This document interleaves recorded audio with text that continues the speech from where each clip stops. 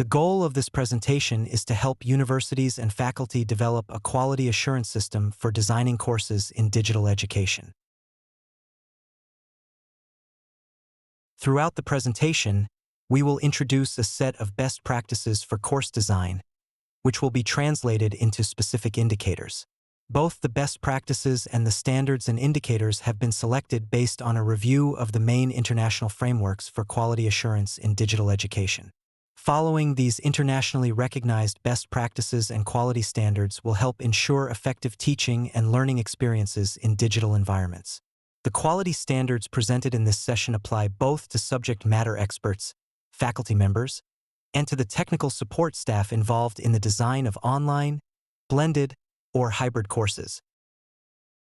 During the COVID-19 pandemic in 2019, various technology-mediated teaching and learning approaches were tested to overcome the challenges of isolation. These approaches ranged from in-person teaching to fully online education, including hybrid systems where some students were physically present while others attended remotely, as well as blended models that combined face-to-face and online activities. The best practices, standards, and indicators that will be presented are useful for all these modalities and can be easily adapted to each of them. A high-quality digital course design, regardless of its modality, should aim to facilitate student autonomy in learning. Developing students' ability to learn independently should be a goal in both in-person and online courses, as autonomous learning is essential in a world where professionals need continuous updating and retraining of their knowledge and skills.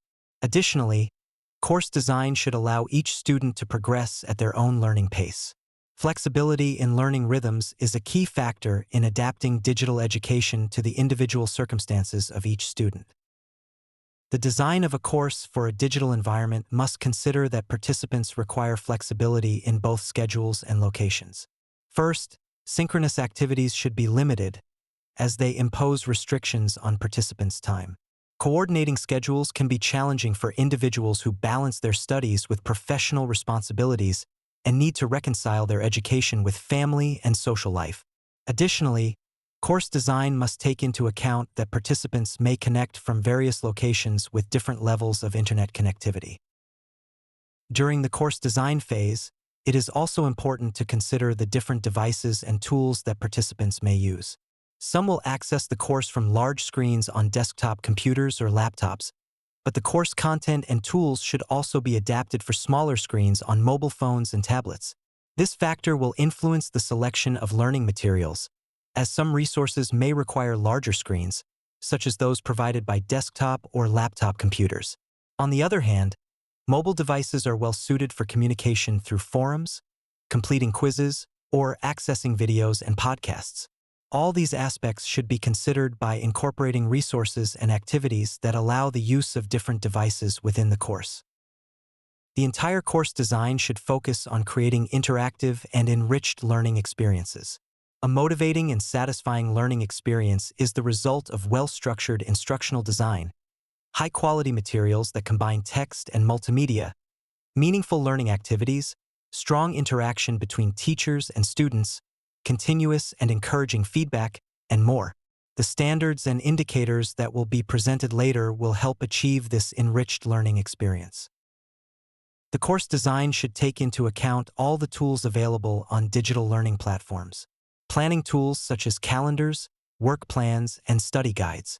Communication tools that facilitate interaction with participants, including internal messaging, web conferencing tools, forums, and chats.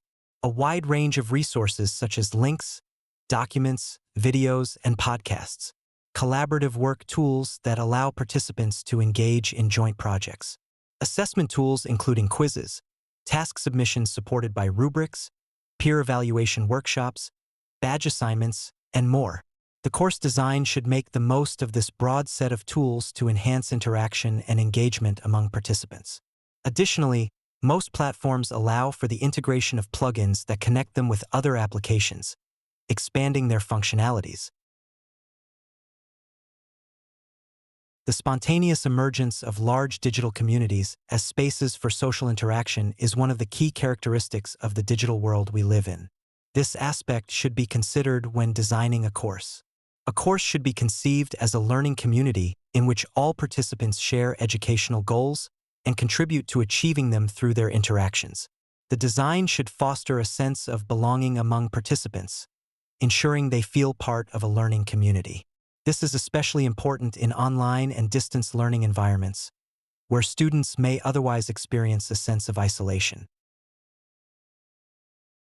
In the second part of this presentation, we will review a set of best practices for designing courses in digital environments.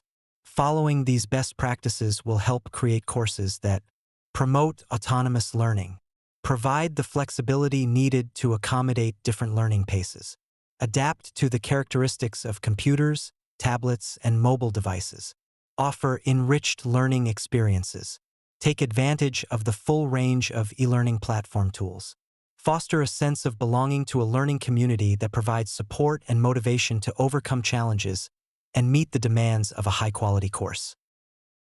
These are the main benchmarks recommended for designing courses in digital environments, whether face-to-face, hybrid, or fully online. 1. Align the methodology and assessment system with the intended learning outcomes. 2. Use learning outcomes as a guide for course design. 3. Involve instructional design experts at different stages, as advisors before the design process, consultants during development, or evaluators once the design is completed. 4. Incorporate open educational resources, OERs, created by third parties whenever they add value. 5. Develop interactive learning materials to engage participants. 6. Include tools that provide frequent automated feedback to learners. 7. Integrate both formative and summative assessments into the course structure. 8. Review the consistency of the course design to ensure coherence. 9. Establish a quality review protocol to identify areas for improvement and enhance course effectiveness.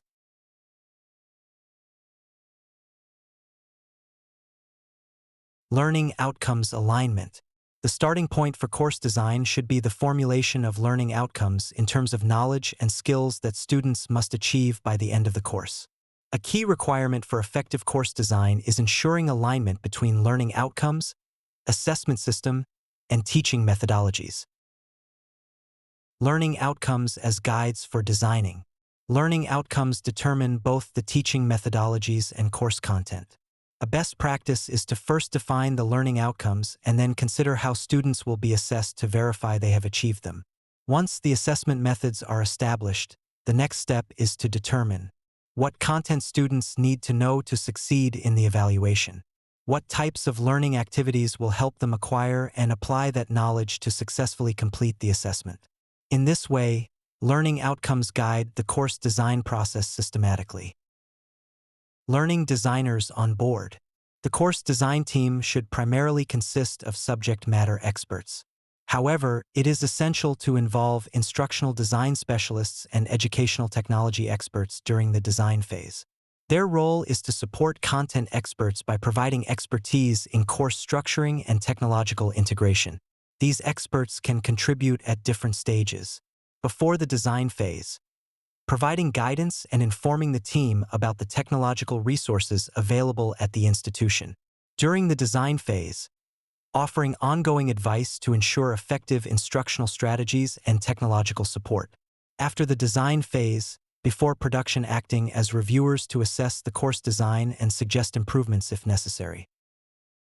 Interactive e-learning materials. Digital technologies available to educators make it relatively easy to go beyond static or text-based materials. Interactive materials enhance student engagement and provide opportunities for real-time support through automated feedback, allowing students to receive guidance while working with educational content. Quality OER and third-party learning resources. For over 20 years, with the support of UNESCO and prestigious universities, a global initiative has been developing open educational resources, OER. These resources can be used under various Creative Commons licenses chosen by their authors. Today, there are large repositories organized by subject areas, allowing educators to enrich their courses with high-quality educational content. Once the necessary course materials have been identified, A good practice is to check whether there are existing open educational resources, OER, that can be incorporated. If new educational materials need to be developed, it is also good practice to consider offering them as OER through repositories, making them available to other educators in the field. Automatic feedback. Frequent feedback is one of the key elements that contribute to student motivation and engagement in online courses. Whether the feedback is positive or identifies learning gaps, it is highly valuable for students. Therefore, during the course design phase, it is important to plan for activities that include formative feedback. It is recommended to incorporate at least one activity per week, using quizzes and other automatically graded exercises. In cases where manual grading is required, and considering available human resources and the number of students, it would be advisable to include one such activity every 4 to 6 weeks. Quality formative and summative assessment. Assessment design is one of the most critical tasks in course development, as a well-structured design must meet several key requirements. First, it must combine formative assessment activities with summative evaluation methods. Additionally, assessment procedures must be reliable, and mechanisms should be established to verify the identity of the individuals taking the exams. This can be achieved through proctoring systems in exam centers, requiring students to be physically present. Other technologies include facial recognition, keystroke patterns, biometric data, remote monitoring via webcams, and more. Regardless of the method, these elements must be considered during the course design phase. Course administrators must be aware of the human, material, and technological resources available within the institution to ensure identity verification, as this is crucial for maintaining the social credibility of the certificates or diplomas issued upon course completion. Courses design consistency. If the course being designed is part of a degree program along with other subjects, it is essential to ensure that it aligns with the templates and style guidelines established by the institution responsible for the degree. This standardization helps students adapt more easily to the virtual environment and facilitates their access to course materials, communication with instructors, submission of assignments, and overall course procedure. Course quality revision. Finally, before launching the course, it is important to have the design reviewed by experts and, if possible, conduct a pilot edition with students to gather feedback for improvement. Additionally, after each course edition, participant feedback should be collected and analyzed along with the extensive data provided by e-learning platforms regarding student interaction with content and platform tools. Main quality frameworks for digital learning. In this third part of the presentation, we will introduce a set of indicators that help align course design with the recommended best practices. The selected indicators presented here are drawn from some of the most recognized quality frameworks for digital education. Main quality frameworks for digital education. There are multiple quality frameworks that can help us develop an internal quality assurance system for online course design. Here, we present the frameworks we have used as references to propose a list of key indicators. Among general quality frameworks focus mainly on quality assurance in higher education we have used. The quality assurance framework proposed by the Asian Universities Network and the frameworks developed for the European higher education area by the European Network of Quality Agencies. To address the particularities of digital education, we have also considered frameworks specifically designed for online learning, including the Asian Association of Open Universities, AOU, framework. The Quality Toolkit developed by the Asia-Pacific Economic Cooperation, APEC, the European Association of Distance Teaching Universities, EADTU, framework. The Quality Matters, QM, rubric from the United States. The Open Learning Consortium OLC framework from the United States. The Benchmarks for Technology-Enhanced Learning, proposed by a group of Australian universities. Using these frameworks, we have developed a synthesis of the key indicators that we consider essential to ensure high-quality design in online and hybrid courses. Using indicators for course quality evaluation and design.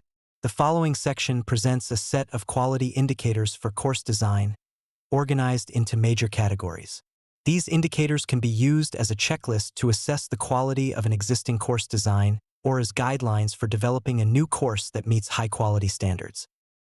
The indicators developed from the reference frameworks have been grouped into 6 main areas. 1. Course design and planning. 2. Teaching and learning resources. 3. Assessment and feedback. 4. Tutorial planning. 5. Monitoring and quality assurance. 6. Institutional policies and processes.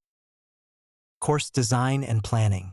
Regarding general aspects and course planning, quality requirements are related to clarity of learning outcomes, alignment of instructional design, inclusion and accessibility, definition of prerequisite knowledge for course entry. All these quality indicators apply equally to any course, regardless of the modality. The last two, related to flexibility and the combination of synchronous and asynchronous activities, must be considered when designing online or hybrid C. Teaching and learning resources. The design of online or hybrid courses presents substantial differences compared to face-to-face courses in terms of teaching and learning resources. It is not only necessary to consider the quality and updating of content. Materials should promote interaction between teachers and students. They should also allow each student to follow their own learning pace. Online resources can help foster active learning and student engagement. Finally, in the material production phase, it is important to assess the opportunity and suitability of using open educational resources, OERs. Assessment and feedback. The design of the assessment system is a key factor in course quality. Assessment methods and grading criteria must be transparent for students. Procedures should be in place to ensure academic integrity, such as plagiarism detection systems.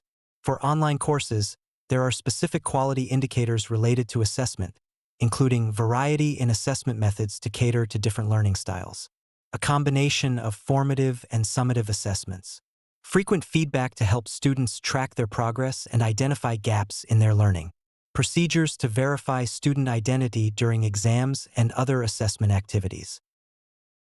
Tutorial planning and student support. There are several indicators related to student support and tutoring that reflect the quality of course design. These indicators are especially relevant in online courses and courses with a large number of students, which typically rely on a team of tutors. These are key indicators for tutoring and student support. Clear definition of teaching roles. Students should know what to expect from course instructors and tutors. Tutors' responsibilities should be integrated into course design. Tasks assigned to tutors must be well defined. The workload should be reasonable and aligned with institutional conditions, time allocation, contractual obligations, etc. The student-to-tutor ratio, set by the institution, should be considered during course design to ensure a manageable workload. Course design should include specific types of interactions between instructors, tutors, and students. Use of structured feedback tools as rubrics should be incorporated to help tutors provide constructive feedback, supporting students in improving their learning outcomes and performance. Indicators for course monitoring and evaluation. The most relevant quality indicators related to course monitoring and evaluation include a continuous improvement system based on student feedback collected at the end of the course, the use of learning analytics to assess data from educational platforms, including student engagement with learning resources, participation levels and interaction with instructors, correlation between engagement and academic performance, alignment of course design with national and international quality standards, compliance with the university's quality standards and procedures. Institutional quality indicators for course design. Defined procedures for course design, approval, and evaluation. Universities should establish clear guidelines for course creation and assessment. Institutions must ensure a multidisciplinary team, including subject matter experts, instructional designers, and technical support staff, regulations for academic integrity, data security, and intellectual property. Institutions must implement policies to ensure academic integrity, respect copyright and intellectual property rights for course materials. Universities must invest in infrastructure, tools, and platforms for course design and delivery.